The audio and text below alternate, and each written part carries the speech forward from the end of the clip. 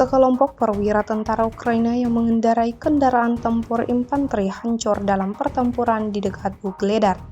Rekamannya ramai beredar di media sosial Telegram pada Kamis, 26 September 2024. Tentara Ukraina sebelumnya diketahui mencoba mentransfer cadangan untuk melakukan serangan balik tetapi dicegat.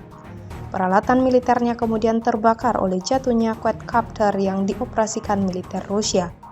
Seperti yang terlihat dalam rekaman, hingga video ini beredar, beragam komentar dituliskan warganet.